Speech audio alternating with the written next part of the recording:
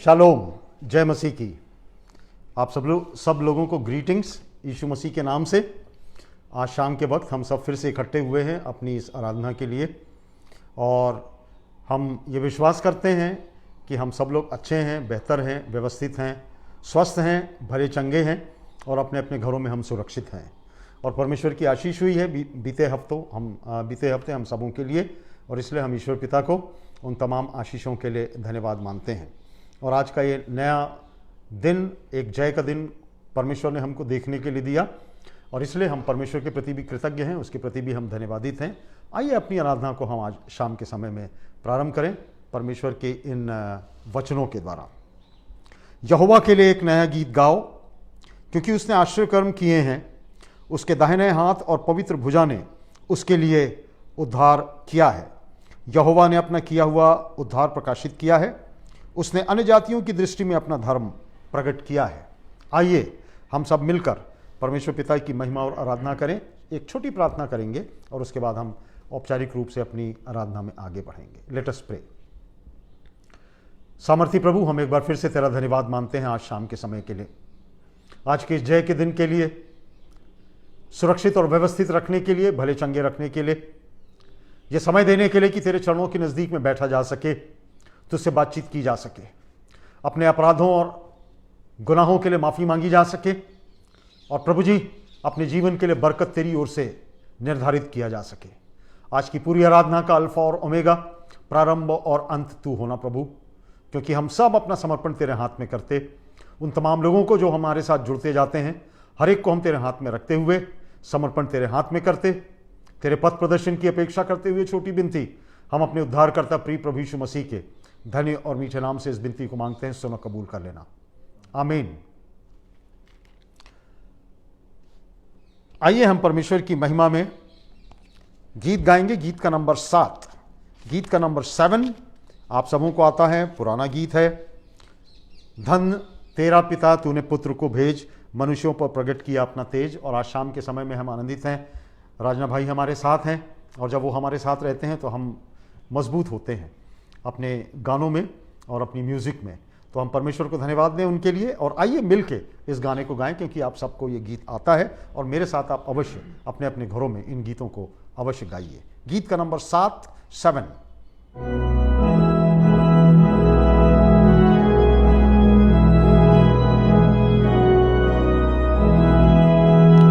धन तेरा पिता, तूने पुत्र को भेज, मनुष्यों पर प्रकट किया अपना तेज।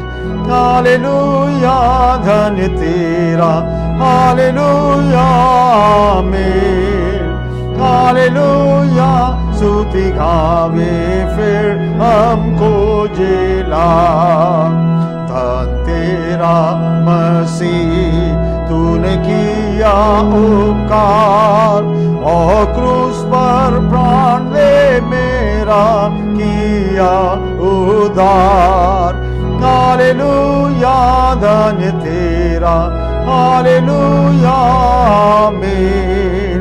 हालेलुया, स्तुति गावे फिर हमको जिला। धनात्मा पवित्र उजियाला चमका, अंधकार को मिटा के त्राण करता देखला। हालेलुया, धन्य तेरा, हालेलुया, आमीन। हालेलुया, स्तुति गावे फिर हमको जिला।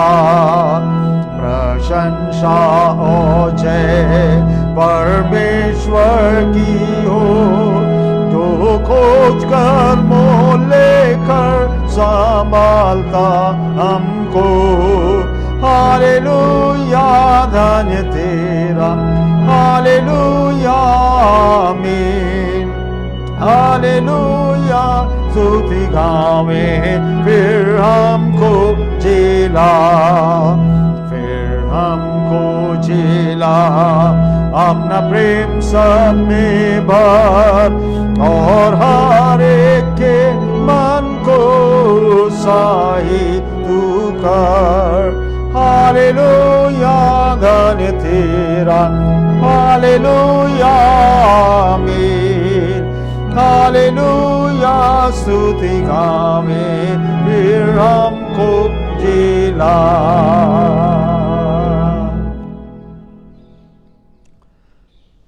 आइए अपने धर्मशास्त्र से हम लोग एक स्थल निकाल लें और जिसको हम एक साथ पढ़ लेंगे। आप घर में बैठे हुए उस स्थल को अवश्य मेरे साथ पढ़ सकते हैं। यूहन्ना रचित सुसमाचार और उसका 3रा अध्याय और उसकी पहली आयत से लेकर और उसकी 15वीं आयत तक, 16वीं आयत बाद में हम देखेंगे, परंतु 15वीं आयत तक हम इसको एक साथ पढ़ेंगे। यूहन्ना 3:1-15। फरीसियों में से निकोदेमुस नाम का एक मनुष्य था जो यहूदियों का सरदार था। उसने रात को यीशु के पास आकर उससे कहा, हे रब्बी, हम जानते हैं कि तू परमेश्वर की ओर से गुरु होकर आया है, क्योंकि कोई इन चिन्हों को जो तू दिखाता है यदि परमेश्वर उसके साथ ना हो तो नहीं दिखा सकता। यीशु ने उसको उत्तर दिया, मैं तुमसे सच सच कहता हूं, यदि कोई नए सिरे से ना जन्मे तो परमेश्वर का राज्य नहीं देख सकता। निकोदेमुस ने उससे कहा, मनुष्य जब बूढ़ा हो गया तो कैसे जन्म ले सकता है? क्या वह अपनी माता के गर्भ में दूसरी बार प्रवेश करके जन्म ले सकता है? यीशु ने उत्तर दिया, मैं तुमसे सच सच कहता हूं, जब तक कोई मनुष्य जल और आत्मा से ना जन्मे तो वह परमेश्वर के राज्य में प्रवेश नहीं कर सकता। क्योंकि जो शरीर से जन्मा है वो शरीर है और जो आत्मा से जन्मा है वो आत्मा है। अचंबा ना कर कि मैंने तुझसे कहा कि तुझे नए सिरे से जन्म लेना अवश्य है। हवा जिधर चाहती है उधर चलती है और तू उसका शब्द सुनता है, परंतु नहीं जानता कि वह कहां से आती है और किधर को जाती है। जो कोई आत्मा से जन्मा है वो ऐसा ही है। निकोदेमुस ने उसको उत्तर दिया, ये बातें कैसे हो सकती हैं?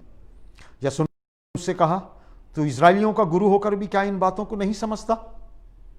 मैं तुझसे सच सच कहता हूं कि हम जो जानते हैं वो कहते हैं और जिसे हमने देखा है उसकी गवाही देते हैं, और तुम हमारी गवाही ग्रहण नहीं करते।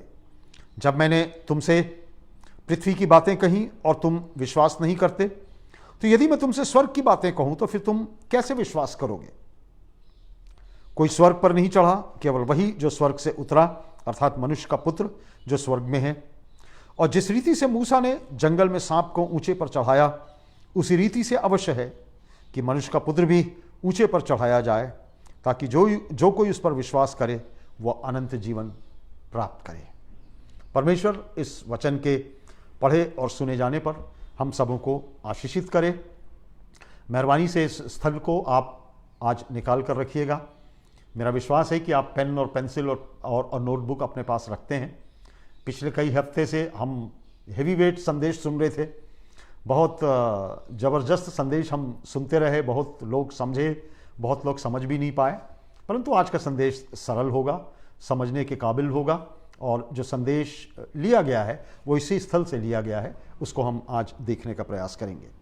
पर आइए, इससे पहले कि हम अपनी आराधना में आगे बढ़ें, हम प्रार्थना में जाएंगे कुछ विषयों के साथ। दुआ करते रहिए लगातार कोरोना महामारी के लिए। आपको सर्वविदित है और जैसा पेपरों में आप पढ़ रहे हैं कि ये बीमारी बहुत ही भयानक रूप से भारतवर्ष में फैल रही है, और जैसा WHO ने कहा है, अब भारत 4थे नंबर पर है, और कहीं ये स्थिति ना हो कि भारत पहले नंबर पर आ जाए। उस द्रुत गति से कोरोना वायरस भारतवर्ष में फैल रहा है, और हम सबको प्रार्थना की आवश्यकता है, और प्रार्थना के साथ साथ कॉमन सेंस की आवश्यकता है। हमारे लिए अपने स्वयं को बचाने के लिए जो संसाधन हमारे पास हैं, जो कॉमन सेंस है, उसका इस्तेमाल करते हुए हम इस बीमारी से बच सकते हैं, क्योंकि इसकी दवाई अभी तक ईजाद की नहीं गई है। तो मेहरबानी से वो सब काम करते रहिए जो काम आपको करना है, सुरक्षा का, सोशल डिस्टेंसिंग का, मास्क लगाने का, सैनिटाइज़र इस्तेमाल में लाने का, भीड़ में ना जाने का, इन सब बातों को आप इस्तेमाल में लाते रहिए। और हमारा विश्वास है कि परमेश्वर हम सबों को संभालेगा और बचाएगा, हमारे देश को बचाएगा, हमारे नागरिकों को बचाएगा। तो कोरोना के लिए विशेष आप दुआ करते रहिए, भारतवर्ष के लिए, छत्तीसगढ़ के लिए और पूरी दुनिया के लिए। हम धन्यवाद देना मांगेंगे भाई रत्नेश के लिए, रत्नेश लक्ष्मण और उनकी पत्नी के लिए। काफ़ी 3 महीना वो लंदन में रहे और बहुत मुश्किल की परिस्थितियों में उनको वापस आना पड़ा। 12 दिन क्वारंटीन में यहाँ पर रहे और अब वो अपने घर में हैं। उन्हें परमेश्वर पिता को धन्यवाद दिया है और आप सबको भी धन्यवाद दिया है। और आज हमारी उनसे मुलाकात हुई इसलिए हम परमेश्वर पिता का भी धन्यवाद मानते हैं उनके लिए। रीता लक्ष्मण जो उनके भाई की वाइफ है, जो लंदन में है, जिनको कैंसर की बीमारी थी, और बहुत ही आश्चर्यजनक रूप से, जैसा आज भाई रत्नेश ने बताया, उनकी बीमारी क्योर हो रही है और बहुत फास्ट रिलीफ उनको मिल रहा है, और डॉक्टरों का भी ये कहना है कि ये आश्चर्यक्रम है। तो भाइयों बहनों, शायद आपकी प्रार्थनाओं के माध्यम से, शायद सब लोगों की प्रार्थनाओं के माध्यम से जो रीता के लिए की गई वो स्वास्थ्य लाभ करती हैं।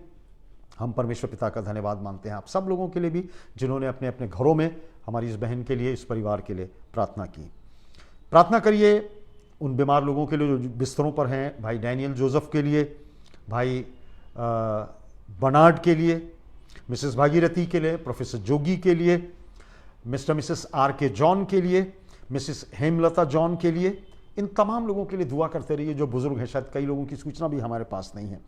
साइरस जोसेफ, जो जेनिस जोसेफ का बेटा है, छोटा बच्चा है, वो भाई डैनियल जोसेफ का पोता, उसके लिए भी दुआ कीजिए। उसकी तबीयत खराब है, उसके पापा ने कहा कि उसके लिए दुआ की जाए, तो उसके लिए भी अवश्य दुआ कीजिएगा।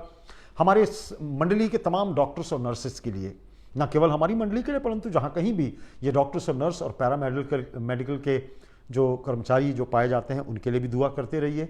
उनके परिवारों के लिए भी दुआ करते रहिए। हमारे चर्च के लिए, चर्च के पदाधिकारियों के लिए, चर्च के अगुवों के लिए, चर्च के विभिन्न घटकों के लिए, हमारे चर्च के बहुत ढेर सारे प्रोजेक्ट्स के लिए, हमारे प्रीचर्स लोगों के लिए, हमारे लीडर्स लोगों के लिए, और हमारी सारी आवश्यकताओं के लिए जो हमको आवश्यक होती है। तो लगातार चर्च के लिए दुआ करते रहिए और उनके सारे प्रोजेक्ट्स के लिए दुआ करते रहिए। आइए थोड़ा सा समय हम लोग प्रार्थना में व्यतीत करेंगे और इन तमाम विषयों के ऊपर हम प्रार्थना करेंगे। So let us pray. आइए दुआ करें। हमारे सामर्थी प्रभु, हम आज शाम के समय में तेरे पास आते हैं। हम तेरा धन्यवाद मानते हैं। तू सर्वसामर्थी परमेश्वर है प्रभु। तू अति सहज से मिलने वाला चरण स्थान है प्रभु। जब हम तुझको खोजते हैं, हम तुझको पा जाते हैं। तूने कहा है, मांगो तो तुमको दिया जाएगा और खटखटाओ तो तुम्हारे लिए खोला जाएगा। प्रभु, हम उसी आधार पर तेरे पास आते हैं, उस प्रतिज्ञा के आधार पर हम तेरे पास आते हैं जो तूने हमारे लिए की है प्रभु जी। और आज शाम के समय में, जबकि हम अपने अपने घरों में बंद हैं, हमारी कलीसिया की आराधनाएं आराधनालयों में चलाई नहीं जा रही हैं प्रभु, हम इस माध्यम से लोगों के पास पहुंचते हैं और हमारी आराधनाओं का संचालन होता है। हम प्रभु धन्यवाद देते हैं ये समय तूने जो हमको दिया है। और अब हम तमाम विषयों के लिए दुआ मांगते हैं खुदा बाप प्रभु जी, विशेष रूप से कोरोना वायरस के लिए, जो पूरे भारतवर्ष में बहुत तीव्रता के साथ फैल रहा है और उसकी बचाव की आवश्यकता हमको है प्रभु। अभी तक हम समझ सकते हैं कि कोई मेडिकल दवाइयाँ हमारे लिए उपलब्ध नहीं है, टीका उपलब्ध नहीं है कि हम उसको लगा सकें, वैक्सीन उपलब्ध नहीं है प्रभु जी। पर हम तुझसे दुआ मांगते हैं प्रभु, हमारे देश को बचाना खुदा बाप, हमारे नागरिकों को बचाना। हम विशेष प्रार्थना करते हैं हमारी सरकारों के लिए, चाहे वो केंद्र की सरकार हो, चाहे राज्य की सरकार हो प्रभु। हमारे पुलिस कर्मचारियों के लिए, मेडिकल कर्मचारियों के लिए, जो लॉ एंड ऑर्डर की सिचुएशन मेंटेन करते हैं, और प्रभु जी खुदा बाप इस देश में अपने नागरिकों की वो सेवा करते हैं प्रभु, तेरा अनुग्रह उनके ऊपर बना रहे। हम तुझसे दुआ मांगते हैं आज शाम के समय में विशेष रूप से प्रभु जी, धन्यवाद देते हैं कि खुदा बाप तूने हमारे लोगों को बचा करके रखा हुआ है। बहुत तेरे लोग जो हैं वो कंटामिनेटेड परिस्थितियों में पाए जाते हैं, बहुत ही विपरीत परिस्थितियों में वो पाए जाते हैं। शायद पानी उनके लिए उपलब्ध ना हो, ऐसी परिस्थितियों में दूषित पानी उनको मिलता हो, और प्रभु जी ऐसी परिस्थितियों में जीते हैं, शायद उनके पास खाने को ना हो, उनके पास पीने को ना हो प्रभु। हम चाहते हैं कि तेरे भंडार में से उनको अवश्य दिया जा सके। आज शाम के समय में हम दुआ मांगते हैं प्रभु हमारे कलीसिया के लिए। हम धन्यवाद देते हैं कलीसिया के तमाम उन लोगों के लिए जो हमारे प्रिय लोग हैं। हम रत्नेश लक्ष्मण भाई और उनकी पत्नी के लिए धन्यवाद देते कि 3 महीने वो लंदन में रहकर वापस आ सके, बहुत तकलीफदेह परिस्थितियों में वो वापस लौट सके, और फिर से उनके परिवार के साथ तूने उनको मिलाया और आज हमारी उनकी मुलाकात हो सकी प्रभु। उनने धन्यवाद दिया है, हम धन्यवाद देते हैं प्रभु जी। हम विशेष रूप से प्रार्थना करते हैं उनके भाई की छोटी उनके बहू के लिए जो लंदन में रहती हैं, जिनको कैंसर की बीमारी थी। लोगों ने प्रार्थनाएं की प्रभु जी, और तूने प्रार्थनाओं को उत्तर दिया और तूने अपनी चंगाई दी है। हम तेरा धन्य मानते हैं खुदा बाप, और हम तुझसे ये दुआ मांगते हैं रीता के शरीर में और भी जो व्याधियां हैं और जो कुछ भी अंश पाया जाता है प्रभु कैंसर का, वो यीशु मसीह के लहू में होकर दूर किया जा सके और तेरी चंगाई उस बहन को अवश्य मिल सके।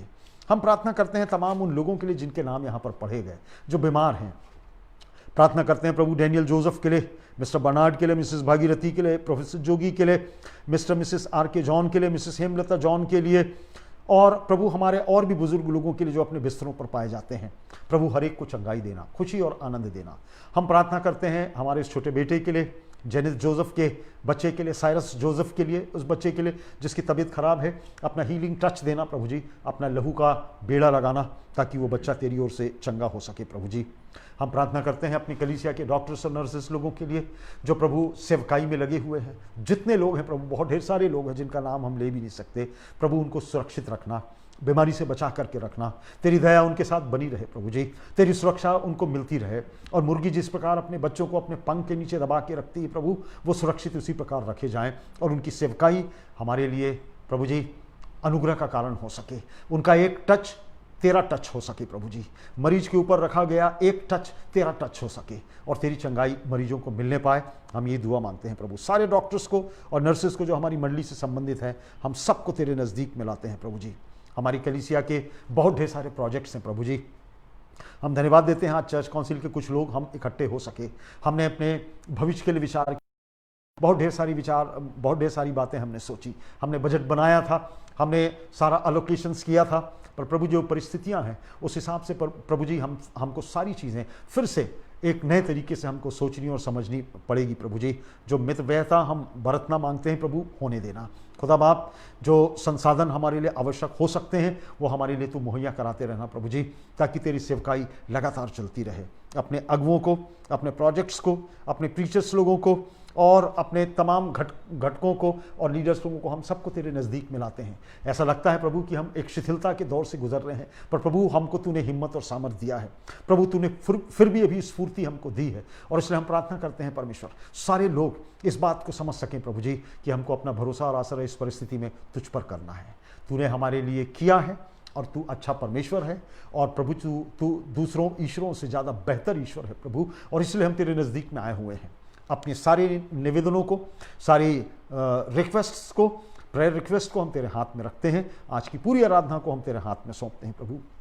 तेरी पवित्र आत्मा हमारी मदद और अगुवाई करे। जब तेरे वचन में हम जाते हैं, जब इस प्रभु भोज की व्यारी में हम सम्मिलित होते हैं प्रभु जी, अपने अपने घरों में होने देना कि वो आत्मा अनुभूति हमारे जीवन में हो सके कि प्रभु यीशु मसीह हमारे साथ है।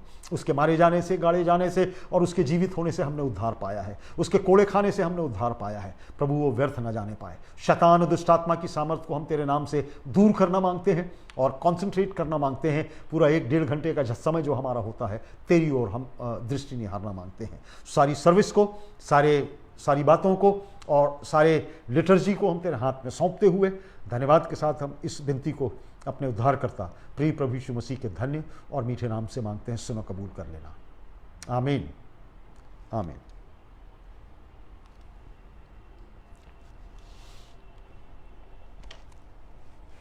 आइए प्रभु भोज के लिए अपने स्थानों पर बैठे हुए उसकी तैयारी के लिए हम लोग गीत गा लें। गीत का नंबर 47, गीत का नंबर 47। दूर पहाड़ी पर वो प्यारा क्रूस खड़ा था, निंदा और यातनाओं का निशान। गीत का नंबर 47। आइए अपने मनों की तैयारी करें। जब इस गीत को हम गाते हैं अपने आप को प्रिपेयर करें प्रभु के नज़दीक में जाने के लिए।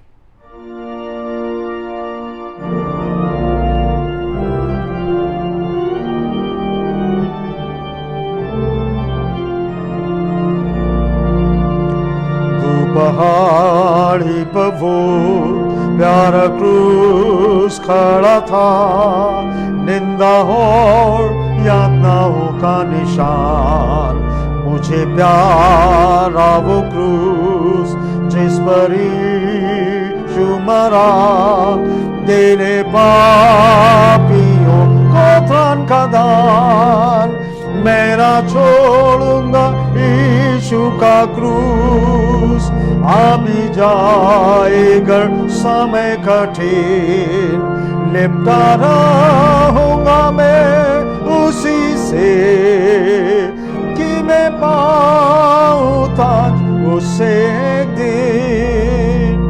जग के त्यागे हुए इतने प्यारे क्रूस से मुझे है एक अजीब बड़ा प्यार। स्वर्ग का सुख छोड़ दिया, ईश्वर के मेमने ने देने हम पापियों को उधार। मैं ना छोड़ूंगा यीशु का क्रूस, आ भी जाएगा समय कठिन, लिपटा रहूंगा मैं उसी से, कि मैं पाऊं ताज उससे एक दिन। यीशु के उस क्रूस को जब जब मैं देखता हूँ, सुंदरता देखा करती महान, मन की शुद्धता और क्षमा पाप की पाऊं, क्योंकि यीशु ने क्रूस पर दी जान। मैं ना छोड़ूंगा यीशु का क्रूस, आ भी जाएगा समय कठिन, लिपटा रहूंगा मैं उसी से, कि मैं पाऊं ताज उससे एक दिन। क्रूस के प्रति सदा मैं रहूंगा विश्वास, लाज और निंदा उठाता एक दास, कि मुझे यीशु ख्रिस्त आनंद घर में बुला, सदा रखेगा अपने पास। मैं ना छोड़ूंगा यीशु का क्रूस, आ भी जाएगा समय कठिन, लिपटा रहूंगा मैं उसी से, कि मैं पाऊं ताज उससे एक दिन।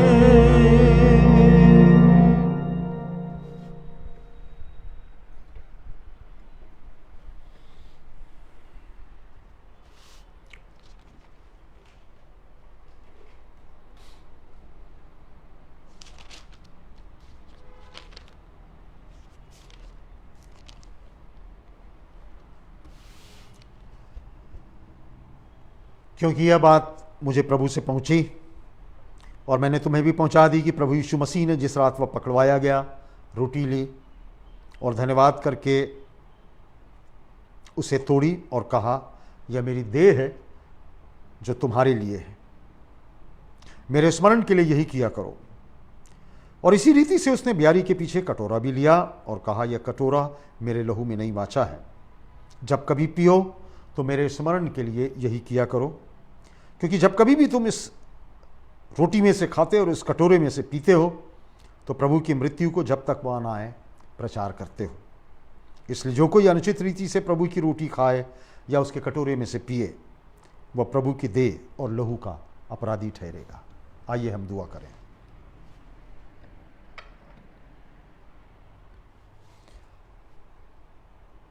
हमारे सामर्थी प्रभु जी,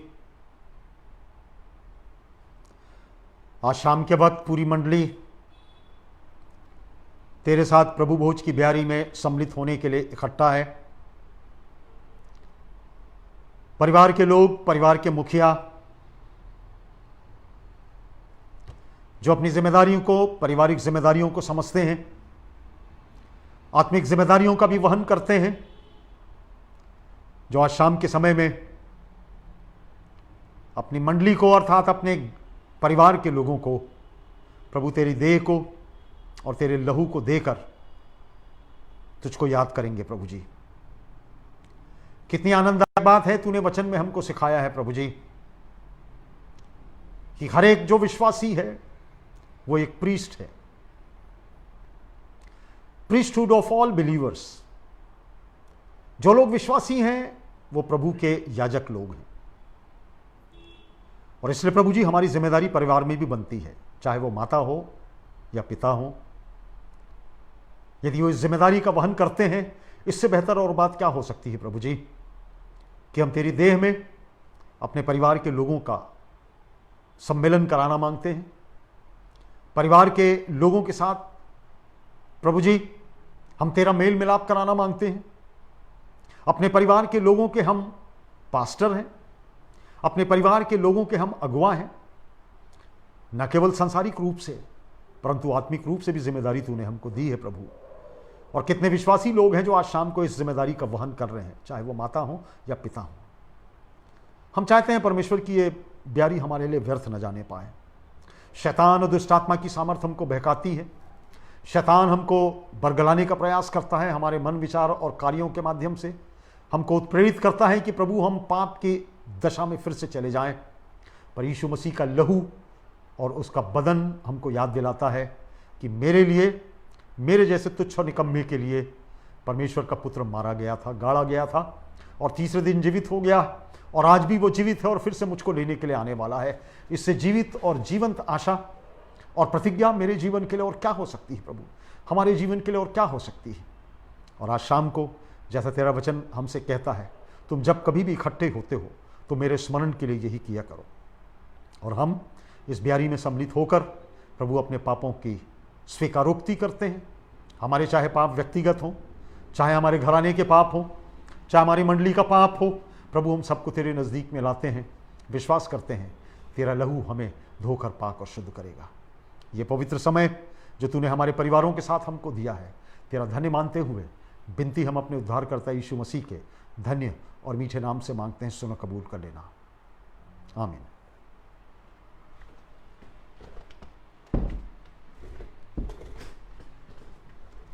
प्रभु की देह जो आपके लिए तोड़ी गई और उसका लहू जो आपके लिए बहाया गया। प्रभु की देह जो आपके लिए तोड़ी गई, प्रभु का लहू जो आपके लिए बहाया गया।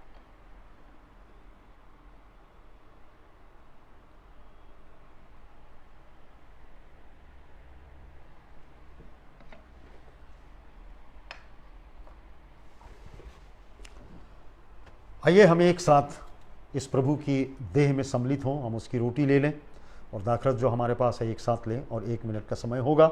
आप अपने लिए व्यक्तिगत रूप से प्रार्थना कर सकते हैं, फिर हम प्रभु की प्रार्थना करेंगे।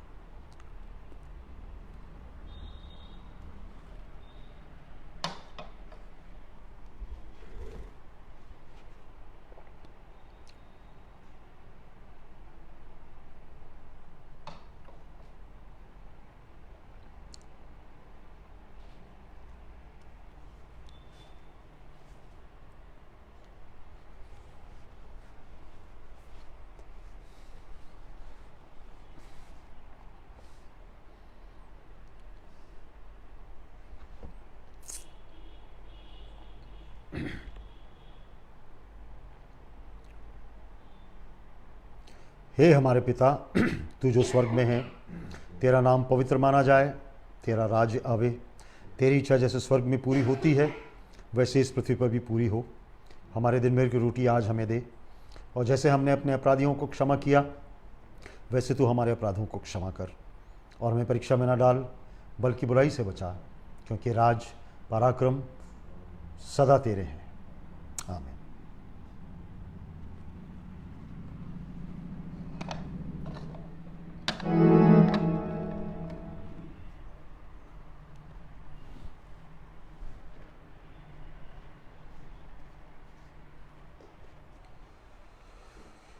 आइए अपनी अपनी भेंटों को हम चढ़ाकर परमेश्वर की महिमा करें। हर हफ्ते मैं आपसे कहता हूं कि आपके पास जो दान होता है, जो हर हफ्ते आप देते थे, अवश्य ईश्वर के लिए दीजिए, अवश्य परमेश्वर के लिए दीजिए। कुछ खुशी का क्षण हो सकता है आपके परिवारों के लिए, कुछ आनंद का समय हो सकता है कि हम परमेश्वर को धन्यवादी भेंटें भी चढ़ाएं, जैसा हर हफ्ते हम चढ़ाते रहते हैं। और घर में है इसलिए हमको नहीं चढ़ाना है, ऐसी बात नहीं है। आइए हम सब मिलकर धन्यवादी भेंटें भी चढ़ाएं। कई प्रकार के धन्यवाद के विषय हैं परिवार के लिए, और खुला दान भी परमेश्वर को देना बच्चों को अवश्य सिखाइए। आप भी दीजिए ताकि बच्चे भी सीख सकें और परमेश्वर के प्रति वो श्रद्धा अभी से उत्पन्न कर सकें और परमेश्वर को देना सीख सकें। तो ये समय है, हम एक छोटा गीत यदि राजना भाई बजा सकें, कोई सा भी गीत, छोटा गीत हम लोग गा लेंगे एक पद का, और अपनी अपनी भेंटों को हम दे लेंगे। चूँकि राजना भाई हैं और इसलिए हम चाहेंगे कि एक आध कोई भी कोरस छोटा सा या एक पद का कोई गीत हम गा लें। हाँ ठीक, आशीष तुझसे चाहते हैं।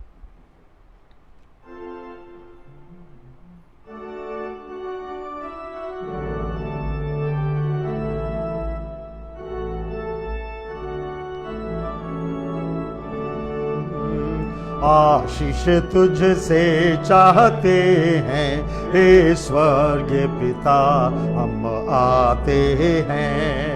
आशीष तुझसे चाहते हैं हे स्वर्गीय पिता, हम आते हैं। कोई खूबी है न लियाकत, बख्शो हमको अपनी ताकत।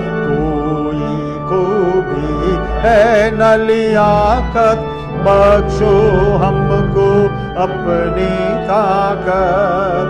खाली दिलों को लाते हैं, खाली दिलों को लाते हैं हे स्वर्गीय पिता, हम आते हैं। आशीष तुझसे चाहते हैं हे स्वर्गीय पिता, आते हैं। आइए इन भेंटों के लिए और धन्यवादी भेंटों के लिए हम परमेश्वर की आशीष मांगे। प्रभु जी, तूने हमको सिखाया है कि लेने से देना धन्य है। हमारे बच्चे देते हैं, हमारे बुजुर्ग देते हैं, हमारे परिवार के लोग देते हैं प्रभु जी, क्योंकि हमने तुझसे पाया है और इसलिए उसका कुछ अंश हम तुझको देते हैं प्रभु जी। आज शाम के समय में जो घरों में भेंटें चढ़ाई गई खुले दान के रूप में और प्रभु जी आशीष के रूप में, प्रभु हर एक की आशीषों को तू जानता है। यदि धन्यवादी भेंटें आज शाम को चढ़ाई गई हैं, तू जानता है प्रभु जी, और उनकी खुशी और आनंद के कारणों को जानता है। प्रभु उस आनंद के कारणों को और अधिक बढ़ाना, उन परिवारों को आशीषित करना जिन्होंने विशेष धन्यवादी भेंटें चढ़ाई हैं भिन्न भिन्न कारणों से, जो तू जानता है, वो विश्वासी लोग जानते हैं। हमारे खुले दान को जो हमने दिया है प्रभु, वो तेरी महिमा के लिए स्वीकार्य योग्य होवे। तेरी मंडली है, तेरा चर्च है, तेरा घर है प्रभु जी, उसके लिए ये चीज़ें इस्तेमाल में लाई जा सकें। हमारे समर्पण को स्वीकार करना, इन भेंटों को स्वीकार करना और अपनी महिमा के लिए इस्तेमाल में लाना। यीशु मसीह के धन्य और मीठे नाम से हम विनती को मांगते हैं। आमीन।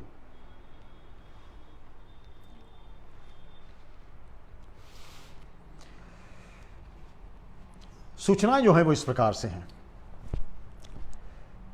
आपको पेपरों में अब समझ में आ रहा है कि रोज़ बरोज़ एक नया आंकड़ा हमारे पास आता है और वो आंकड़ा बहुत भयंकर होता है कोरोना के विषय में। और इसलिए मैं आपसे अभी भी अनुरोध करूंगा कि आप ऐसा मत समझिए कि चूंकि सरकारों ने बाज़ारों को खोल दिया है और संस्थानों को खोल दिया है और इसलिए हम अब बीमारी हमारे ऊपर प्रबल नहीं हो सकती, ऐसा कुछ भी नहीं है। बीमारी उसी प्रबलता के साथ फैल रही है और बहुत तीव्रता के साथ फैल रही है। आज से 2 महीना पहले जितना था उससे 4 गुना ज़्यादा वो बीमारी का प्रभाव हमारे बीच में फैल गया है। तो मेहरबानी से सोशल डिस्टेंसिंग बना के रखिए, भीड़ में जाने से बचिए, सैनिटाइज़र का इस्तेमाल में लाते रहिए और मास्क लगाना मत भूलिए और अनावश्यक रूप से बाहर मत जाइए, अनावश्यक रूप से बाहर मत जाइए। आप में से कई लोग सोचते होंगे कि चर्च क्यों नहीं लगाया जा रहा है। सारे चर्चेज़ ने मिलकर हम लोगों ने डिसाइड किया है कि इस महीने के अंत तक, और हो सकता है वो चीज़ें और आगे बढ़ सकें कोरोना की स्थिति को देखते हुए, तो समहाउ हम लोगों को सरकार जैसा इंतज़ाम उठा रही है उसके हिसाब से काम करना पड़ेगा। जैसा हमको सूचना दी गई है कि अभी केवल 10-20 लोग चर्च में जा सकते हैं और वो सारी पद्धतियाँ इस्तेमाल में लाई जानी हैं जो सरकार ने हमसे कही हैं, और 40 मिनट का बस समय दिया गया है आराधना के लिए, जो हमारे लिए संभव नहीं है।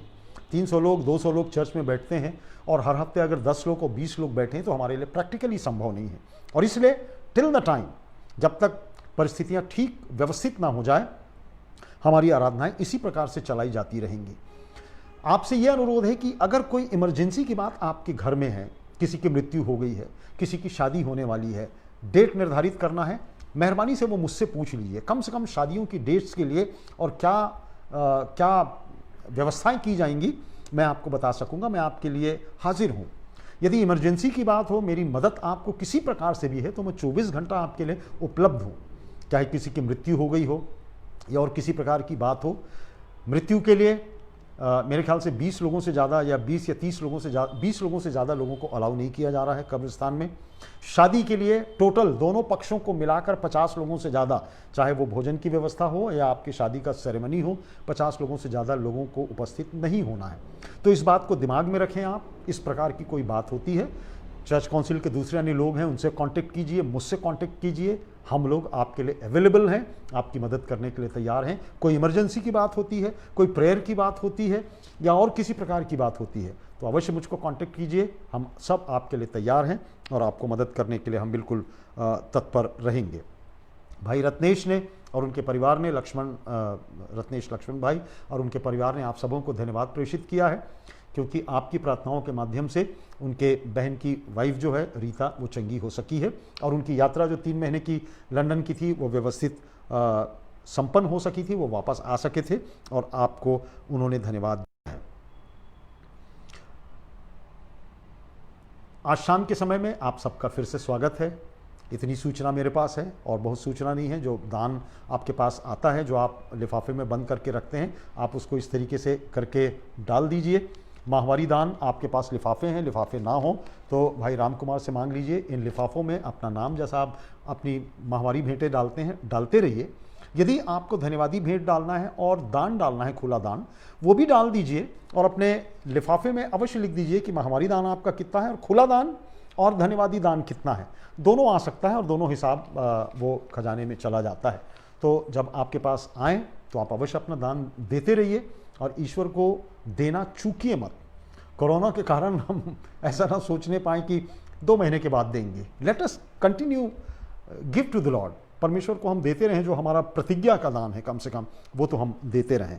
तो इन सूचनाओं को आप ध्यानपूर्वक देखिए और उसके हिसाब से समझने का प्रयास कीजिए। I will be available always, मैं आपके साथ रहूँगा यदि कोई इमरजेंसी की बात होती है।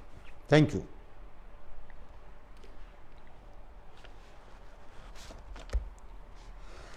आज शाम के वक्त हम परमेश्वर के वचन में जाएंगे और मुझको कुछ लोगों ने बताया, काफ़ी लोगों ने मुझको बताया कि लोग जुटते हैं, मिलते हैं और अपने घरों में आराधना के समय में बैठते हैं।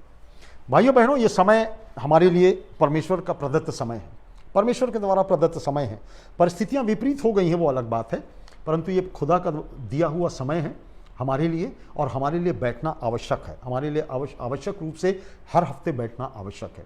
परमेश्वर की संगति में हम अवश्य उपस्थित होते रहें। संदेश जो बाइबल स्टडी का है, जैसा मैंने बताया, मैं एक सूचना भूल गया कि बुधवार को बाइबल स्टडी होती रहेगी, जो हम लोग प्रकाशित वाक्य का अध्ययन कर रहे हैं, पहले 3 अध्यायों का, उसको आप जारी रखिए, वो जारी रहेगा। बुधवार को संध्या 6:30 बजे बाइबल स्टडी में अवश्य उपस्थित होइए। आपके सीखने का वो विषय होता है। परंतु संडे के जो संदेश रहे हैं और इवन बाइबल स्टडी का जो स्थल रहा है और संदेश रहे हैं, वो थोड़ा सा क्लिष्ट रहे हैं, मैं विश्वास करता हूँ, कुछ कठिन रहे हैं। आप में से बहुत ढेर सारे लोग उसको समझ भी नहीं पाए हैं और इसलिए अगर आप लोगों को नोट्स चाहिए तो मेरे पास नोट्स हैं, मुझको आप बोल सकते हैं, आप मुझसे ले सकते हैं और पढ़िए। आपके लिए पढ़ना बहुत आवश्यक है और जो सबसे आवश्यक बात है वो ये है कि आपको बाइबल पढ़ना बहुत आवश्यक है। यदि आप बाइबल नहीं पढ़ेंगे, प्रकाशित वाक्य का जो प्रथम 3 अध्याय है वो सरल है, उसको आप अवश्य पढ़िए, उसको समझिए, ताकि प्रकाशित वाक्य के बाकी की 4 अध्याय से लेकर 22 अध्याय जो अंतिम अध्याय है, उसको आप केवल 3 अध्यायों को देखकर ही समझने का प्रयास कर सकेंगे, आप समझ सकेंगे। तो पढ़ते रहिए। मैंने आपको कुछ लिंक्स भी भेजे हैं कुछ लोगों को, उन चर्चेस का बैकग्राउंड, पृष्ठभूमि, उसका इतिहास, उनके पास्टर कैसे रहे हैं, उनकी आर्थिक स्थिति उन क्षेत्रों की कैसी रही, वो किन देशों में अभी पाए जाते हैं, वो सब मैंने भेजा है और आप में से बहुत ढेर सारे लोग बहुत डिलीजेंटली उसको फॉलो करते हैं। तो देखते रहिए, नक्शा देखते रहिए और व्यवस्थित होते रहिए, संदेशों को सुनते रहिए। अब आज का जो संदेश होगा वो सरल संदेश होगा, वो क्लिष्ट संदेश नहीं होगा। वो संदेश जो कठिन हुआ वो प्रकाशित वाक्य और भविष्यवाणियों के कारण हुआ और वो कठिन होते ही हैं आपको समझने में। जब तक आप पढ़ेंगे नहीं, आप नहीं समझ पाएंगे। So keep on reading Bible, Bible पढ़ते रहिए ताकि आपको समझ चीज़ें आती रहें। आज शाम का जो संदेश है वो बहुत खूबसूरत संदेश है। बहुत ही खूबसूरत संदेश है। पर मैं आपसे क्षमा चाहूँगा, जो टाइटल मैंने आज आपका दिया है वो मेरी गलती से कुछ गलत छप गया है। The gospel in one word लिख गया है, वो वन वर्ड नहीं है, वन वर्स है। The gospel in one verse, एक पद में पूरा चारों सुसमाचार। तो अब उसको थोड़ा सा आप ठीक करके पढ़ लीजिएगा। वो एक अंधियारी रात थी, वो एक अंधेरी रात थी, वो रात जिसमें कोई सज्जन पुरुष, कोई सुनामी पुरुष बाहर नहीं निकल सकता था, वो घूमने नहीं निकल सकता था उस अंधियारी रात में। वो निकल ही नहीं सकते थे, क्योंकि वो जानते थे कि रोमी सिपाही यदि बाहर निकला जाए, रात के अंधेरे में बाहर निकला जाए, घूमने के लिए निकला जाए, तो रोमी सिपाहियों की जो मारने की जो प्रवृत्ति होती है वो आपकी पीठ पर चलेगी और आपको सजा दी जाएगी, कोई समरी पनिशमेंट आपको दिया जाएगा। और इसलिए जो संभ्रांत लोग हुआ करते थे वो रात को निकला नहीं करते थे। रोमी शासन के अंतर्गत कोई नहीं निकलता था, केवल चोर और लुटेरे और गुंडे किस्म के लोग रात को निकला करते थे। जिनको चोरी और डकैती करना हो वही बाहर निकला करते थे और सजाएं उनको मिली करती थी। परंतु ये जो मनुष्य है, ये आज शाम के समय में हमारे ध्यान आकर्षित कर रहा है, हमारे ध्यान को केंद्रित कर रहा है। यह मनुष्य जल्दी में है, वो रात को निकला हुआ है, निकलना था नहीं उसको। एक संभ्रांत मनुष्य है, एक पढ़ा लिखा मनुष्य है, रात को उसको निकलना नहीं है, पर वो निकला हुआ है और वो जल्दबाजी में, वो छिप कर जा रहा है, अपनी पहचान छिपा कर जा रहा है। वो इस बात का ध्यान रखता है कि उसको पहचाना ना जा सके, वो इस बात की चिंता करता है कि उसको पहचाना ना जा सके, क्योंकि सजा उसको अवश्य मिल जाएगी, अवश्य मिलेगी। और अचानक वो एक घर के दरवाजे पर खड़ा हुआ है, घर के दरवाजे पर खड़ा है और बड़े बोझ के साथ उस दरवाजे को वो खटखटा रहा है, उस घर के दरवाजे को खटखटा रहा है। और उस घर के मालिक से उसने पहले से समय लिया हुआ नहीं है कि वो उस दिन, उस रात को उनके घर में आना मांगता है। उस घर के मालिक से उसने समय नहीं लिया है। बावजूद उस घर से अनभिज्ञ होने के बावजूद यह व्यक्ति अपने डेस्टिनेशन को जानता है, यह अपने गंतव्य को जान रहा है। अपने गंतव्य की जानकारी इस मनुष्य को है रात को जब वो निकला हुआ है। और जैसे तैसे घर के मालिक ने, जो बहुत साधारण परिवार से था, जाना कि व्यक्ति जो रात को उसके पास अंधेरे में आया है वो उनका रूलर है, वो उनकी लॉ काउंसिल का सदस्य है, वो सैनहेड्रिन का सदस्य है।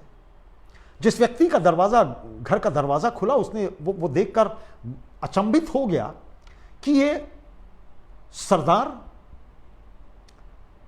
ये पढ़ा लिखा जन, ये फरीसी मेरे दरवाजे पर कैसा खड़ा हुआ है। वो रूलर है, उसके पास पदवी है, उसके पास सम्मान है और उसके पास सब कुछ है, उसके पास सब कुछ है।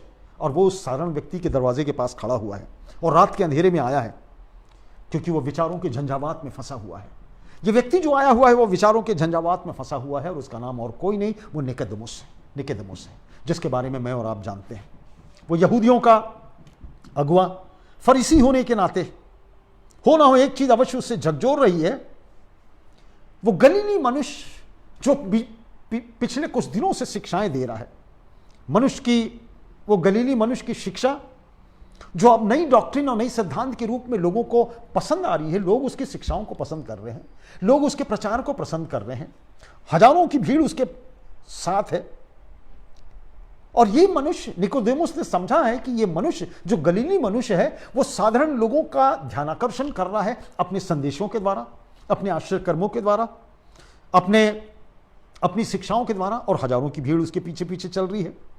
और इस भीड़ में न केवल निम्न तबके के लोग हैं, निम्न पढ़े हुए लोग हैं, पर उच्च वर्गीय लोग भी उसमें सम्मिलित हैं, उसके पीछे पीछे चल रहे हैं उसकी शिक्षाओं को सुनने के लिए, उसके संदेशों को सुनने के लिए। और ये बड़ी अजीब सी बात है जो निकोदेमुस महसूस करता था, ये गलीली मनुष्य कुछ अलग है, ये गलीली मनुष्य कुछ अलग सी बात कर रहा है, ये गलीली मनुष्य जो है वो कुछ अलग शिक्षा दे रहा है, उसकी शिक्षाएं हमारी परंपरावादी शिक्षाओं से कुछ हटकर है, भिन्न है।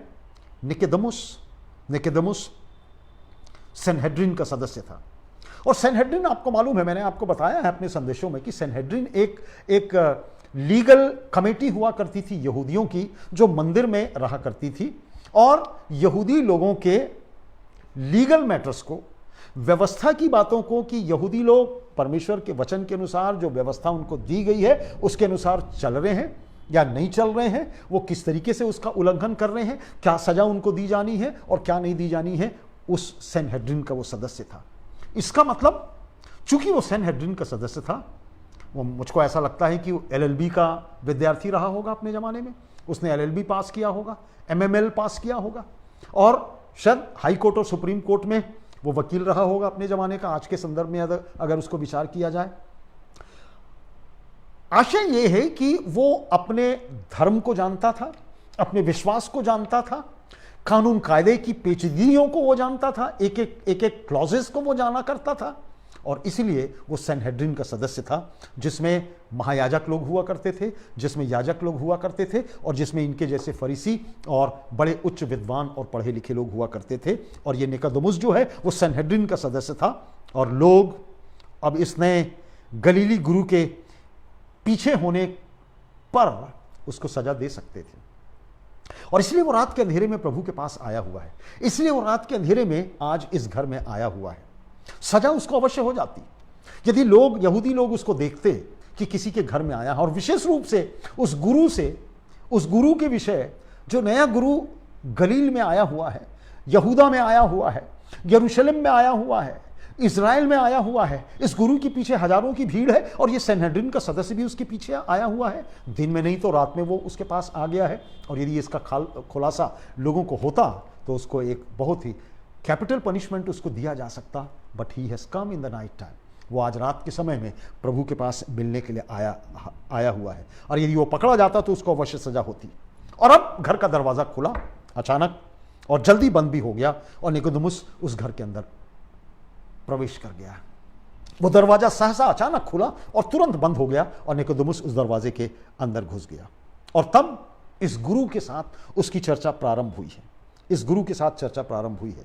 और यदि आप मेरे साथ आज निकाल के रखें जो हम लोगों ने पाठ पढ़ा है, यूहन्ना रचित सुसमाचार उसका 3रा अध्याय और उसकी पहली आयत से लेकर 15वीं आयत तक हमने एक प्रकार से उत्तरवादी की रीति से ही पढ़ा है। मैंने आपके लिए पढ़ा था, मैं विश्वास करता हूं कि आप सब घर में उसको पढ़े होंगे। यूहन्ना रचित सुसमाचार उसका 3रा अध्याय, उसकी पहली आयत से लेकर उसकी 15वीं आयत तक। यहाँ पर लिखा हुआ है, यहाँ पर बहुत ढेर सारी बातें लिखी हुई हैं। अब यीशु मसीह के साथ उसकी गुफ्तगू चालू हो गई है, उसका मंथन चालू हो गया है। यह विद्वान व्यक्ति है। फरीसी लोग बहुत इंटेलेक्चुअल हुआ करते थे, वो बहुत विद्वान लोग हुआ करते थे, उनके जो लॉजिक्स हुआ करते थे वो बहुत बेहतर हुआ करते थे, क्योंकि उनके पास ज्ञान था, उनके पास धर्म का भी ज्ञान था, उनके पास लिटरेचर का ज्ञान था, व्यवस्थाओं का ज्ञान था, हर चीज़ों का ज्ञान था। और यहूदी धर्म की जो व्यवस्था थी और उनका जो जीवन था, उसका सारा कुछ ज्ञान उसके दिमाग में था, और वो बहुत सहसा आसानी के साथ प्रभु यीशु मसीह के साथ आर्ग्यूमेंट कर सकता था। वो आर्ग्यूमेंट करने के लिए बैठा हुआ है, क्योंकि वो बड़े विचलित होते हुए प्रभु के पास रात के समय में आया हुआ है। अब कुछ टिप्पणियों के बाद इस गलीली ने निकोदेमुस से कहा, ये गलीली जो प्रचार करता रहा है, ये गलीली जो संदेश सुनाता रहा है, ये गलीली जो बीमारों को चंगाई देता रहा है, ये गलीली जो लोगों के ऊपर दया करता रहा है, ये गलीली जो हजारों की भीड़ को खाना खिलाता रहा है, ये गलीली जो कि यहूदियों के सामने, सनहेड्रिन के लोगों के सामने, रोमन्स लोगों के सामने बड़े इलोक्वेंट मैनर में, बड़ी जबरदस्त तरीके से आर्ग्यूमेंट किया करता था, आज इस गलीली के माध्यम से एक बात इस फरीसी से अर्थात निकोदेमुस से कही जा रही है। और वो कहता है, मैं 3रा अध्याय उसका 3रा पद मैं आपके लिए पढ़ देता हूं। यीशु ने उसको उत्तर दिया, मैं तुमसे सच सच कहता हूं, यदि कोई नए सिरे से ना जन्मे तो परमेश्वर का राज्य नहीं देख सकता। I am telling you the truth, unless a man is born again he can not enter the kingdom of God. यदि मनुष्य नए सिरे से ना जन्मे तो वो परमेश्वर का राज्य देख नहीं सकता। अब इस बात को सुनकर, इस टिप्पणी को सुनकर निकोदेमुस किंग कर्तव्य विमूढ़ है। He is amazed. उसने ऐसी बातें कभी भी नहीं सुनी है, उसने ऐसा संदेश नहीं सुना है, उसने ऐसा आर्ग्यूमेंट कभी नहीं सुना है, कभी भी ऐसी बात नहीं सुनी, और उसने इन बातों की महत्वपूर्णता पर कभी ध्यान नहीं दिया, और अभी भी नहीं दे रहा है, अभी भी नहीं दे रहा है, क्योंकि उसके अपने खुद के लॉजिक हैं, अपने खुद की उसकी सोच व्यवस्था है, उसकी तरफ ध्यान दे रहा है। और फिर वो बड़ी अधीरता से उस गलीली गुरु से प्रश्न पूछता है, बड़ी जिज्ञासा से वो उस गलीली से फिर से प्रश्न पूछता है, how can a person born again when he is old? क्या मनुष्य फिर से अपनी माता के गर्भ में जाकर जन्म ले सकता है? ये बड़ी अधीरता से ये प्रश्न वो पूछा है और बड़ा लॉजिकल प्रश्न पूछा है। यदि आप विश्वासी ना हो और आपको ऐसी बात कहा जाए कि आपको नए सिरे से जन्म लेना है, तो आपके दिमाग में भी यही कुछ बात आएगी कि कैसे ये संभव है? How physically it is possible? भौतिक रूप से कैसे ये संभव है? It is not possible. और इसीलिए वो किंग कर्तव्य विमूढ़ है, वो बड़ा आश्चर्यचकित है कि ये गुरु बोल क्या रहा है, ये किस तरीके की बात बोल रहा है। हो सकता है प्रभु यीशु मसीह के गलीली गुरु के माध्यम से ये कही गई बातें, उसको इंग्लिश में बहुत अच्छे तरीके से लिखा है, perhaps these things were of mystical wizard for him। एक प्रकार का रहस्यमय जादूगरी बात प्रभु यीशु मसीह उससे कह रहा है, जो निकोदेमुस के लिए बड़ी किंग कर्तव्य विमूढ़ करने वाली बात है। कैसे संभव हो सकता है? कैसे पॉसिबल है ये? How it is going to be possible? ये रहस्यमय जादूगरी से कोई कम नहीं था निकोदेमुस के लिए, उसके सोच और समझ के बाहर की बात थी। यह विचार उसको रहस्यमयी दुनिया की लगती थी। उसने बहुत ढेर सारे रीति रिवाजों को और उत्सवों को देखा था और सुना था और उत्सवों में पार्टिसिपेट किया करता था, पर ऐसा स्वतंत्र और खुला और अद्भुत विचार उसने कभी भी नहीं सुना था। बात हो रही है अनंत जीवन की, और ये बात कर रहा है कि तुम्हें फिर से नए सिरे से जन्म लेना आवश्यक है, और ये बातें उसके लिए बहुत बड़ी रहस्यमयी जादूगरी टाइप की लगती थी। और अपनी उसी उत्कंठा में वो लगातार ये प्रश्न इस गुरु से पूछा जा रहा है। और तब ये जो प्रश्न उसने पूछा कि how it is going to be possible, कैसे संभव है कि मनुष्य पुनः अपनी मां के गर्भ में जाके जन्म ले सके। एक मनुष्य तब बड़े ही शालीन तरीके से और हलीमी से उस गुरु ने, प्रभु यीशु मसीह ने उसे पथ प्रदर्शित किया, और पथ प्रदर्शित करते हुए उसे कहते हैं, बहुत विस्मयकारी उद्धार के विषय में प्रभु यीशु मसीह ने उससे बातचीत किया है। निकोदेमुस जो है वो कानून का बहुत कड़ाई से पालन करता था, और आपको मालूम है, यदि आप यहूदियों का इतिहास पढ़ें, और विशेष रूप से फरीसी, ये एक फरीसी था, और फरीसी लोग अपने व्यवस्था का बहुत अक्षरशः कड़ाई से पालन किया करते थे। सबके दिन में यदि भोजन नहीं करना है वो नहीं करेंगे, सबके दिन में कोई काम नहीं करना है वो नहीं करेंगे, कुछ भी नहीं करेंगे, कुछ भी नहीं करेंगे। किसी ने मुझको बताया, भाई सुनील दास से मेरी बातचीत हो रही थी, वो मैं उनसे अनुभव पूछ रहा था, उन्होंने बताया कि उनका जो गाइड था, शनिवार का दिन जब आया, जब वो इजराइल गए हुए थे, किसी ने उसकी फ़ोटो लेने का प्रयास किया और उसने उनको मना किया कि फ़ोटो मत लिया जाए, क्योंकि वो सब्त का दिन था।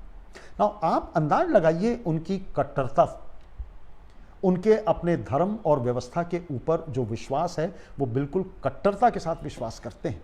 और ये भी उसी सलीके का आदमी था, ये जो निकोदेमुस था, वो व्यवस्था का बड़ी कड़ाई से पालन करने वाला था और यहूदी व्यवस्था को मानने वाला था, सारे धार्मिक रीति रिवाज को पूरा करने वाला था। और उसको अब एक ज्योति की आशा प्रभु यीशु मसीह के शब्दों में दिखाई दी थी, जो कोई आत्मा से जन्मा है। बातचीत हुई, प्रभु यीशु मसीह शायद समझाए होंगे, लिखने वाला यूहन्ना ने बहुत कंसाइज वे में लिखा है, कई प्रकार की बातें हुई होंगी, परंतु प्रभु यीशु मसीह ने उसको शायद कन्विंस किया था। और तब प्रभु यीशु मसीह ने कहा था, जो कोई आत्मा से जन्मा है वो आत्मा है। मैंने आपके लिए पढ़ा है, मैं दोबारा इसको नहीं पढ़ूंगा। यूहन्ना रचित सुसमाचार 3 अध्याय 1 से 15 आप लोग घर में अवश्य पढ़ेगा। प्रभु यीशु मसीह उससे कह रहे हैं, so is everyone that is born of spiritual things, जो कोई आत्मा से जन्मा है। अब ये बात उसके लिए बड़ी अजीब सी बात है, बड़ी अजीब सी बात हुई है। वो गलीली कह रहा था, यीशु मसीह उससे कह रहे थे, उसने ध्यान दिया, निकोदेमुस ने उससे पूछा ये बातें कैसे संभव होगी। और ये सर्वविदित था कि उसे ऐसी डॉक्ट्रिन कभी उसने नहीं सुनी थी, कभी नहीं सुनी थी। तुम्हें माता के गर्भ में फिर से जन्म लेना पड़ेगा, बड़ी अचंभित करने वाली बात थी। बॉर्न अगेन होना पड़ेगा, कैसे संभव हो सकेगा। दूसरी बात, यीशु मसीह उससे कह रहा है, जो आत्मा से जन्मा है वो आत्मा है। यह बात उसके लिए बड़ी अजीब सी बात है, ये किस प्रकार की बात कर रहा है वो। पर प्रभु यीशु मसीह उसके घमंड से वाकिफ थे, वो जानते थे। ये फरीसी परमेश्वर की अच्छाइयों और उसके गुडनेस की मूलभूत बातों से प्रभु यीशु मसीह ने उसको अवगत कराया था। अपने अनंत स्वर्गीय रास्ते के विषय में प्रभु यीशु मसीह ने बताया था। शायद अचंभित था वो, एकदम से वो उन सारी बातों को स्वीकार करने की स्थिति में नहीं था, पर प्रभु यीशु मसीह उसको समझा रहे हैं उसके जीवन की, अनंत जीवन की बातों को। कहीं ना कहीं वो कन्विंस्ड भी है।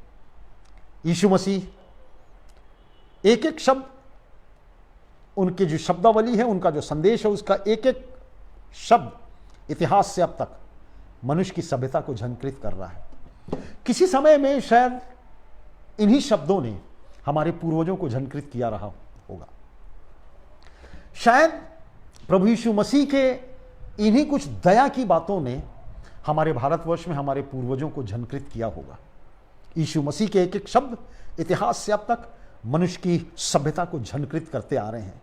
और मैं विश्वास करता हूं कि उस दिन रात के समय में ये आया हुआ है, निकोदेमुस आया हुआ है, वो भी बड़ा झंकृत हुआ है प्रभु यीशु मसीह की शिक्षाओं को सुनकर। मानो एक जलजला सा उसके जीवन में आ गया है, मानो एक भूचाल उसके जीवन में आ गया है, मानो पृथ्वी कांप उठी हो, सारी चीजों में कंपन आ गया हो। और ये कंपन तब तक जारी रहेगा जब तक समय पूरा ना हो जाए। और ये झंकृत करने वाले शब्द आपको मालूम है क्या है? 1 से 15 में प्रभु यीशु मसीह ने केवल शिक्षा दी है, परंतु जिस चीज ने निकोदेमुस को झंकृत किया होगा, जिस शब्द ने, जिस वाक्य ने, जिस सेंटेंस ने पूरी दुनिया को झंकृत किया है, वो 16वें पद में पाया जाता है। मैं आपके लिए पढ़ूंगा, आपको सबको याद है।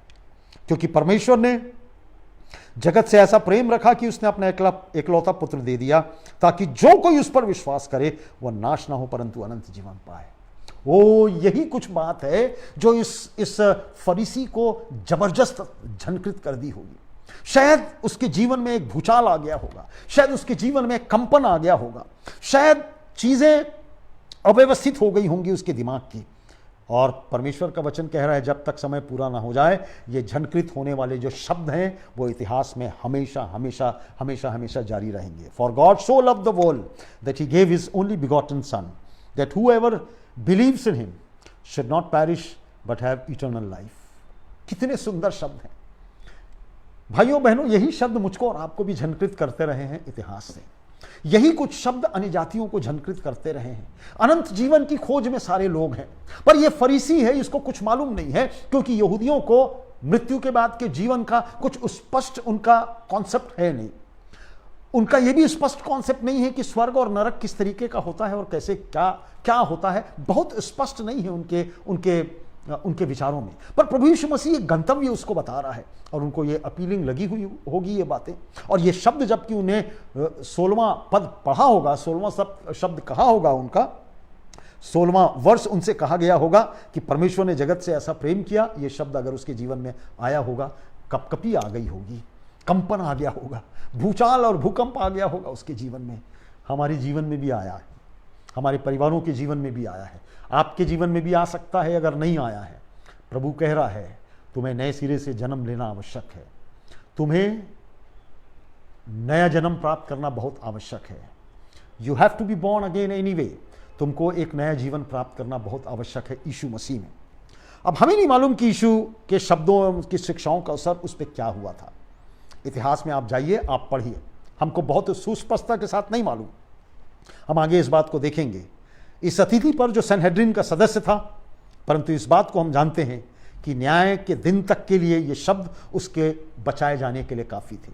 ये 3:16 जो शब्द और जो वाक्य उसके पास आए हैं कि क्योंकि परमेश्वर ने जगत से ऐसा प्रेम किया कि उसने अपना एकलौता पुत्र दे दिया, ताकि जो कोई उस पर विश्वास करे वो नाश ना हो परंतु अनंत जीवन प्राप्त करे। चाहे वो ब्राह्मण हो, चाहे वो क्षत्रिय हो, चाहे शूद्र हो, चाहे वैश्य हो, जो कोई हो, मनुष्य कहीं का भी हो, गोरा हो या काला हो, अगली हो, सुंदर दिखने वाला हो, कैसा भी हो, पढ़ा लिखा हो, अनपढ़ हो, जो कोई उस पर विश्वास करे वो नाश ना हो परंतु अनंत जीवन प्राप्त करे। ये शब्द उसके बचाने के लिए पर्याप्त थे, ये शब्द उसके जीवन को बचाए जाने के लिए पर्याप्त थे। कभी उसके जूते में पैर डाल के आप देखिएगा निकोदेमुस के, कि उसके विचारों का जो अंतर्द्वंद यीशु के सामने में बैठे हुए जब ये संदेश को उसको दे रहा है वो क्या रहा होगा। कभी विचार किया आपने? एक थियोलॉजियन जो होता है वो हमेशा विचार करता है, वो सोचता है, नेगेटिव भी सोचता है और पॉजिटिव भी सोचता है, और तब अच्छी चीजें निकल के आती हैं। मेरे कार्य करने का जो तरीका है मेरा पर्सनल, मैं आपको बता रहा हूँ, मैं पहले नेगेटिव सोचता हूँ और उसके बाद उससे मैं पॉजिटिव चीज़ निकालने का प्रयास करता हूँ और वो निकलती है। ये तो पढ़ा लिखा जन है, ये फरीसी है, उच्च शिक्षा प्राप्त व्यक्ति है, उसके जीवन का मंथन समझ में आ रहा है यीशु मसीह के सामने बैठने के बाद, उसके जीवन का कंपन मुझको और आपको समझ में आ रहा है। प्रभु ने वही कुछ शायद हमारे पूर्वजों से किया रहा होगा। जिस दिन उन पूर्वजों ने ये प्रभु यीशु मसीह के संदेश को, यूहन्ना 3:16 को अपने जीवन में आने दिया होगा, कितना परिवर्तन आया होगा। मुझको और आपको ऐतिहासिक तौर पर मुझको नहीं मालूम, पर हम देखेंगे कि उसका इस निकोदेमुस का अंत कैसे हुआ है। ये बात उसके लिए झंकृत करने वाले संदेश थे। उसने उसका संयम बदल दिया और धीरे धीरे बदलाहट सामने आई। मुझको और आपको नहीं मालूम, हमारे लिए रहस्य है। वो क्या हुआ, किस तरीके से विश्वास किया, हमारे लिए केवल रहस्य है और आगे भी रहेगा। इससे ज़्यादा हम उसके विषय में कुछ भी नहीं जान सकते। हमारे लिए जो कंसिडरेशन के लिए है, यूहन्ना 3:16 ही काफ़ी है। इस विषय पर ज़्यादा चर्चा हमें यूहन्ना रचित सुसमाचार की अति विशिष्टता जो है, यूनिकनेस ऑफ जॉन्स गॉस्पेल, उसमें हमको मिलता है। यूहन्ना ने इसीलिए उसको प्रकट किया है। ध्यानाकर्षण करवाती है कि जब हम इस पद को तोड़ कर देखेंगे तो आपको समझ में आएगा कि ये सुसमाचार जो है, यूहन्ना का सुसमाचार दूसरे सुसमाचारों से अलग है। अब यूहन्ना का जो लिखा गया समाचार है, यीशु मसीह के पास वो बैठा हुआ है, यीशु मसीह ने उसको कोर संदेश सुना दिया है, यीशु मसीह ने उसको झंकृत कर दिया है। अब क्या हुआ है, परंतु आज शाम के समय में ये जो यूहन्ना 3:16 है, वो मेरे आपके लिए क्यों इंपॉर्टेंट है, क्यों इंपॉर्टेंट है? कुछ बहुत ही विशिष्ट शिक्षाओं को लिए हुए, अपने में समेटे हुए ये पद हमारे लिए आ रहा है, जो त्रिएकत्व के स्वभाव को हमको दिखाता है। आज शाम के समय में मैं इसको तोड़ कर आपको बताऊंगा, यूहन्ना 3:16 को, बहुत जल्दी। पर आपसे अपेक्षा होगी कि आप जो मैं रेफरेंस आपको देता हूं उसको आप नोट करते जाइए। मैं पढ़ूंगा नहीं आपके लिए, क्योंकि समय बहुत ज़्यादा हो जाएगा। हम इस पद में त्रियून ईश्वर को देख सकते हैं, त्रिएकत्व ईश्वर को देख सकते हैं। इंग्लिश में भी हम देखेंगे और हिंदी में भी देखेंगे। मैं आपको रेफरेंस देते जाऊंगा और आप इस पद को, इस यूहन्ना 3:16 को बेहतर तरीके से समझ सकते हैं। शायद इसी तरीके से वो धर्मांध व्यक्ति, वो फरीसी, वो निकोदेमुस अवश्य समझा होगा, उसकी एक्सेजेसिस किया होगा। इसको एक्सेजेसिस बोलते हैं। ध्यान से देखिए, इसमें त्रिएकत्व परमेश्वर का प्रतिबिंब मुझको और आपको नजर आएगा। गॉड सो लव्ड, गॉड परमेश्वर एक रूलर है, एक शासक है। मीका 5:2, मीका 5:2, सो लव, ऐसा, पर गॉड सो लव, ऐसा प्रेम उसने किया, बेनिफैक्टर, हितकारी, उपकारी प्रेम उसने हमसे और आपसे किया है। भजन संहिता 68 उसका 19वां पद आप लिखते जाइए, बाद में इसको पढ़ते जाइएगा। गॉड सो लव्ड, उसने प्रेम किया, प्रेम किया। वो प्रेमी परमेश्वर है, प्रेम करने वाला परमेश्वर है। पहला यूहन्ना 4:8-10, the God so loved the world, the creator, the जो है इंग्लिश का, वो हमको बताता है कि ही is a creator, he is a creator, वो सृष्टि करता है। उत्पत्ति 1 और 1, वर्ल्ड, दुनिया, he is a maker of the whole world, वो पूरी संसार को बनाने वाला है। भजन संहिता 95:6, दैट ही गेव, दैट की, पर्पस, उद्देश्य, अधिपति। इफिसियों उसका 3 अध्याय उसकी 11वीं आयत, उसका उद्देश्य क्या है? उद्देश्य मुझको और आपको यूहन्ना रचित सुसमाचार उसका 3 अध्याय उसकी 16वीं आयत में सब मिल रहा है। परंतु आप इन स्थलों को भी देखते जाइए और आप इस पद को बेहतर रीति से समझ सकते हैं। ही, दैट ही अर्थात देने वाला, अ गिवर, अ गिवर। मत्ती 2 और 6, ही गेव, उसने दिया, देने वाला है। पहला तीमुथियुस उसका 6वां अध्याय और उसकी 17वीं आयत। हिज, उसका अपना एकलौता पुत्र दे दिया, हिज सन, उसने, फादर। यशाया 9 और 6, यशाया 9 और 6, he gave only his, only, एकमात्र, सेवियर, उद्धार करता, ये बचाने वाला था। लूका 2 और 11, ओनली बिगॉटन सन, बिगॉटन सन उसके द्वारा उत्पन्न, मीडिएटर, मध्यस्थ, उसने मुझको और आपको दिया है। यूहन्ना रचित सुसमाचार यही तो बोल रहा है मुझको और आपको, जो बातें मैं आपसे कह रहा हूं। वो बचाने वाला है, वो बचाने वाला है, वो मध्यस्थ है, मीडिएटर है। पहला तीमुथी 2 और 5, ही बिगॉटन सन, अपने पुत्र को उसने दिया, पुत्र, अब पुत्र कौन है? पुत्र रिडीमर, बचाने वाला, छुटकारा देने वाला। अय्यूब 19 और 25, दैट हुएवर, दैट ताकि, इंटरसेसर निवेदन करने वाला, वो मेरे और आपके लिए निवेदन करने वाला है। यशायाह 53 और 12, हुएवर, ताकि जो कोई उस पर विश्वास करे, ताकि जो कोई, प्रोवाइडर, पूर्ति करता, वो सब की पूर्ति करता है, सबको प्रोवाइड करता है। उत्पत्ति 22 और 8वां पद, हुएवर बिलीव्स, जो कोई उस पर विश्वास करे, सलाह देने वाला, काउंसलर, वो हमारा काउंसलर है। यूहन्ना रचित सुसमाचार 3:16 यही हमको कुछ बता रहा है। यशायाह 9 और 6, इन हिम, इन रिवीलर, प्रकट करता, उसने परमेश्वर को हमारे सामने में प्रकट किया है। डैनियल 2 और 22, हुएवर बिलीव्स इन हिम, अर्थात उसमें, मैसेंजर, वो संदेशवाहक है। मलाकी 3 और 1, शुड नॉट पैरिश, शुड, निश्चय, वो हमारा कप्तान है। हम जान रहे हैं हमारा कप्तान है, हमको कोई समस्या की बात नहीं है। यशायाह 55 और 4, शुड नॉट, ना हो, कंफर्टर, सुकून देने वाला, हमको कोई तकलीफ नहीं होगी यदि हम उसके साथ हैं आत्मिक रूप से, वो हमारा कंफर्ट देने वाला है, वो हमारा सुकून देने वाला है। यूहन्ना 14 और 26, शुड नॉट पैरिश, नाश ना हो, अर्थात वो छुड़ाने वाला है, आपको नाश से बचाने वाला है, आपको नश्यता के नजदीक से बचाने वाला है और छुटकारा देने वाला है। रोमियो 11 और 26, बट, परंतु, स्टोरर है, वो निर्माण करने वाला है, कोई चीज बिगड़ गई है उसको वो बनाने वाला है। रूथ 4 और 15, should not parish but have, देने वाला, वो मुझको और आपको देने वाला। बेस्टोवर, यशायाह 63 और 7, इटर्नल, अनंत जीवन देने वाला। कीपर, सुरक्षित रखने वाला, मुझको और आपको अनंत सुरक्षित रखने वाला है। भजन संहिता 121 और 5, अनंत जीवन देने वाला, लाइफ देने वाला। प्रिजर्वर, बचाकर सुरक्षित रखने वाला। भजन संहिता 28 और 8। अब इसको आप घर में इन तमाम पदों को पढ़ लीजिएगा और यूहन्ना रचित सुसमाचार उसका 3रा अध्याय और उसकी 16वीं आयत को पढ़िएगा, आपको इन तमाम बातों का प्रतिबिंब यूहन्ना 3:16 में अवश्य मिलेगा।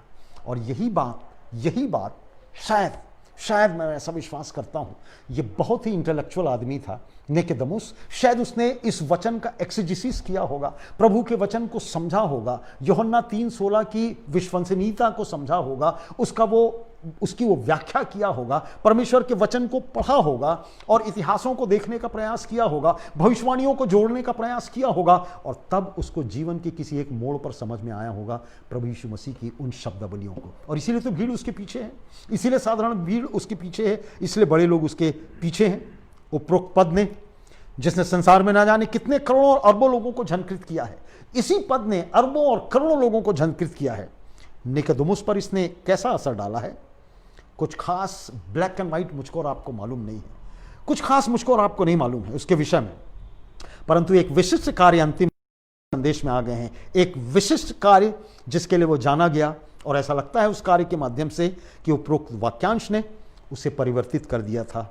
और यह समय था यीशु की मृत्यु के पश्चात का समय। संदेश मैंने आपको पैशन वीक के समय में दिया था। निकोदेमुस की जो पहचान, विशिष्ट पहचान हुई है, वो प्रभु यीशु मसीह के समय में हुई है। यूहन्ना 19 मेरे साथ आप निकाल लीजिए, यूहन्ना 19 और उसका 38 और 39 मैं आपके साथ पढ़ रहा हूं और आपको निकोदेमुस के उद्धार की योजना समझ में आ जाएगी। यहां पर 38 और 29, यूहन्ना 19, 38 और 39। इन बातों के बाद अरमितिया के यूसुफ ने, जो यीशु का चेला था परंतु यहूदियों के डर से इस बात को छिपाए रखता था, पिलातुस से विनती की कि क्या वह यीशु का शव ले जा सकता है। पिलातुस ने उसकी विनती सुनी और वह आकर उसका शव ले गया। निकोदेमुस भी, जो पहले यीशु के पास रात को आया था, ध्यान दीजिए, रात को आया था, 50 सेर के लगभग मिला हुआ गंधरस और एलवा ले आया। ओ, यही निकोदेमुस है, यही निकोदेमुस है। और इस रहस्यमय व्यक्ति का जो गवाही की अंतिम बातें हम देख रहे हैं, वो प्रभु यीशु मसीह के मृत्यु के समय में देख रहे हैं। कैसे इस पद ने काम नहीं किया होगा, आप मुझको बताइए। कैसे इस प्रभु यीशु मसीह के संदेश ने उसके जीवन में काम नहीं किया होगा, दो ही इज अ सीक्रेट बिलीवर। क्यों इस व्यक्ति निकोदेमुस को, जो यीशु के पास अंधेरे में प्रथम बार पहुंचा था, सहसा आज यीशु मसीह की लोथ को उठाने के लिए उजेले में उसको आना पड़ा है? वाई? क्या कारण है? क्या कारण है कि आप और आपका परिवार आज तक यीशु मसीह को जानता नहीं था, पर जिस दिन आपने यीशु मसीह को जान लिया है, आप सामने में आकर उसकी गवाही दे रहे हैं, हम सामने में आकर उसकी गवाही दे रहे हैं। See, this is the perception change. यही हमारे जीवन में अंतर आता है जब प्रभु यीशु मसीह को व्यक्तिगत रूप से हम जानते हैं, जब हम उसको अपने जीवन का उद्धारकर्ता स्वीकार करते हैं, जब हम अनंत जीवन के विषय में विचार करते हैं। आज वो सुगंधित द्रव्य लेकर बगैर शर्म के, बगैर झिझक के सबके सामने उसको आना पड़ा है। यीशु की मृत्यु के समय सबके सामने उसको आना पड़ा है। वह इसलिए कि उसने प्रथम मिलन जो प्रभु यीशु मसीह से उस दिन रात को हुआ था, उस घर में, उस समय उसने अपना गंतव्य पा लिया था।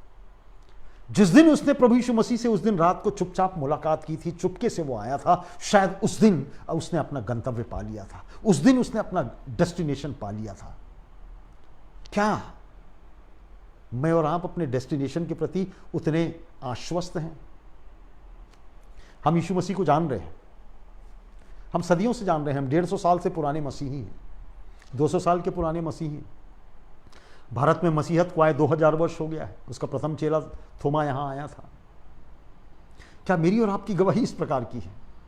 क्या मैं और आप यीशु मसीह को व्यक्तिगत रूप से जानते हैं? व्यक्तिगत रूप से जानते हैं। जो प्रथम मिलन यीशु मसीह के साथ उसका हुआ था, उसने अपना गंतव्य पा लिया था, भले ही रहस्यमय रहते हुए, और अब यीशु गुरु के प्रति अपना समर्पण एवं आज्ञाकारिता प्रकट करने के लिए वो खुलेआम आया हुआ है। सजा हो तो हो जाए, सनहेड्रिन से निकाल दिया जाए तो निकाल दिया जाए, क्रूस पर चढ़ाना है चढ़ा दिया जाए, जलाना है जला दिया जाए, मारना है गर्दन काटना है काट दिया जाए, पर आज वो उजेले में उस यीशु मसीह की लोथ पे और दिन के समय में वो सारे सुगंधित द्रव्य लगाने के लिए वो यीशु मसीह के सामने खुले रूप से उसके मृतक शरीर को ले जाने के लिए वो तैयार है। वह रात उसके जीवन का टर्निंग पॉइंट थी, क्योंकि वो अपने कई सहपाठियों के विपरीत सत्य की खोज में यीशु मसीह के पास आया था। वो रात उसके जीवन का टर्निंग पॉइंट था, जिस दिन वो उस व्यक्ति के घर में रात को आया था अपने सहपाठियों को छोड़ते हुए, और तब सत्य की खोज में वो यीशु के पास आ रहा है। सत्य की खोज उसकी हो चुकी है।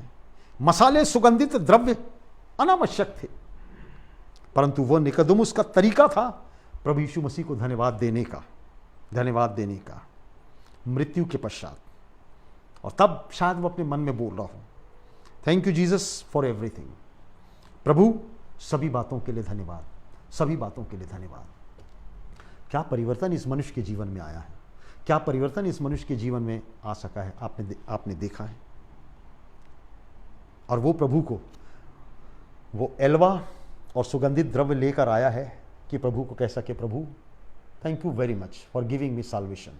प्रभु मुझको धन्यवाद, मैं तुझको धन्यवाद देना चाहता हूँ, आज ओपनली धन्यवाद देना मांगता हूँ कि शायद कुछ महीने पहले मैं तेरे पास रात को आया था, उसने मेरा जीवन परिवर्तित किया है, और आज शाम के समय में मैं जब तेरी लोथ लेने के लिए आया हुआ हूँ, मैं तुझको धन्यवाद देना चाहता हूँ प्रभु। और मेरे धन्यवाद देने का तरीका यही कुछ है। 100 किलो के वजन का गंधरस और एलवा, यूहन्ना 19 और 39 में लिखा हुआ है, एक व्यक्ति के धन्यवाद देने की सशक्त अभिव्यक्ति थी। क्या जबरदस्त अभिव्यक्ति है। हमारे लिए याद दिलाने का समय है कि जब सुसमाचार हमें स्पर्श करता है तो हमारे लिए भी यही जिम्मेदारी दी जाती है कि हम परमेश्वर के प्रति धन्यवादित हो सकें।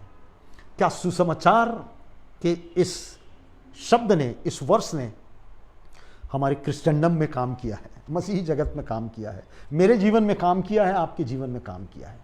आइए अपने प्रभु को हम धन्यवाद दें। निकोदेमुस ने एक दिन यीशु मसीह को जाना और पहचाना, और वो मसीह की मृत्यु के समय उसको अपनी अभिव्यक्ति करने के लिए आया हुआ है, प्रभु को धन्यवाद देने के लिए आया हुआ है सुगंधित द्रव्य लेकर। और अब चाहे कुछ भी सजा हो जाए, मैं तैयार हूँ, पर प्रभु मैं धन्यवाद तुझको देने आया हूँ कि तूने मुझको उद्धार दिया है। You have given me salvation O Lord. और आइए भाइयों और बहनों, अपने परमेश्वर को धन्यवाद दें उस उद्धार के लिए, उस नए जीवन के लिए जो खुदा ने दिया है, उस नए लाइफ के लिए जो उसने मुझको दिया है, ताकि वो मेरे और आपके गंतव्य के लिए आवश्यक है। Are you ready to give thanks to the Lord? क्या आप निकोदेमुस के समान आज शाम के समय में उस प्रभु को धन्यवाद देंगे जिसने आपके जीवन में उद्धार दिया है, जिसने आपके जीवन में अनंत जीवन की आशा दी है, इटर्नल होप दिया है, अनंत गंतव्य दिया है? Are you going to be grateful to him? परमेश्वर आप सबों को आज शाम का संदेश, सरल संदेश सुनने में हमारी मदद और अगुवाई करें। Thank you very much. आइए अंत में हम 103 नंबर का गीत गाएंगे और उसके बाद हम आशीष की प्रार्थना और डॉक्सोलॉजी तो खैर हम नहीं गा पाएंगे क्योंकि हम 3 अकेले हैं, पर आशीष की प्रार्थना के साथ हम इस संदेश को, इस सभा को समाप्त करेंगे। गीत का नंबर 103, गीत का नंबर 103, 103।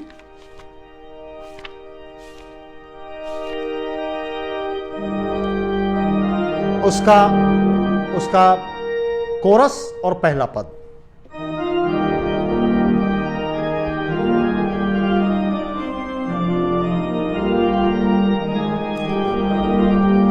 जग सेवक चर हैं हम सब सेवक वर हैं हम जग सेवक चर हैं हम सब सेवक वर हैं हम सेवक चर हैं सेवक वर हैं शुचिताशील दया के घर हैं सेवक चर हैं सेवक वर हैं सुचिताशील दया के घर हैं सेवा में रहते तत्पर हैं करते हर दम श्रम जग सेवक वर हैं हम सब सेवक वर हैं हम।